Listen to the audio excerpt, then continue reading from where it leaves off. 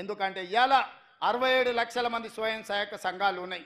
Zero వడ్డీ ఇవ్వడమే కాదు, వాళ్ళని 1 కోటి మంది సభ్యులుగా మార్చి 1 కోటి మంది ఆడబిడ్డల్ని కోటీశ్వరులను చెయ్యాలని కంకణం కట్టుకున్నాం.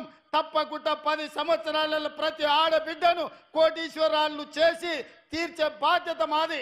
ఆనాడు ఆడబిడ్డలను లక్షాధికారులను చేస్తామని చెప్పిండు వైఎస్ రాజశేఖర రెడ్డి గారు. ఆడబిడ్డలని లక్షాధికారులను ఆనాడు చేసినాం. ఈనాడు పెద్దపల్లి గడ్డ మీద నుంచి మేము మాటిస్తున్నాం, మా మంత్రివర్గం అంతా ఆడబిడ్డల్ని 1 కోటి మందిని కోటీశ్వరులను చేసే వరకు విశ్రమించేదే లేదు. ఐకేపీ కేంద్రాలే కాదు, సోలార్ పవర్ ఉత్పత్తి నుంచి ఆర్టీసీలో బస్సులు కిరాయి పెట్టే వరకు ప్రతి వ్యాపారంలో మహిళా సంఘాలను రాణించే విధంగా వాళ్లకు రుణాలు ఇప్పించి వాళ్ళను వ్యాపారస్తులను చేసి వాళ్ళను కోటీశ్వరులుగా మార్చే బాధ్యత కాంగ్రెస్ తీసుకుంటుంది.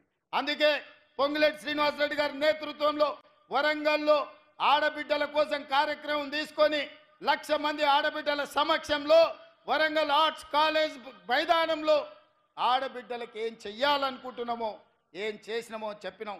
మళ్ళొక్కసారి తెలంగాణ రాష్ట్ర ఆడబిడ్డలకు నేను గుర్తు చేయదలుచుకున్నా, 1 కోటి మంది ఆడబిడ్డల్ని కోటీశ్వరులను చేసే బాధ్యత మీ తమ్ముడుగా, మీ అన్నగా నాది, మీ బిడ్డగా నాది అని చెప్తున్నా. మీ ఆశీర్వాదం ఉంటే ఆ 1 కోటి ఓట్లు బౌలింగ్ బూత్లో డబ్బాలు పడితే మా సోదరులు ఓటు వేసినా వేయకపోయినా రెండోసారి అల్కగా ముఖ్యమంత్రి అవుతాను ఆడబిడ్డలకు నేను చెప్పదలుచుకున్నా.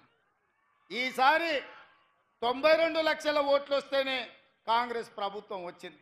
వచ్చేసారి మా ఆడబిడ్డలు 1 కోటి మంది 1 కోటి ఓట్లు వేస్తే వీళ్ళు ఇచ్చేది బోనసే తప్ప అస్సలు కాదు.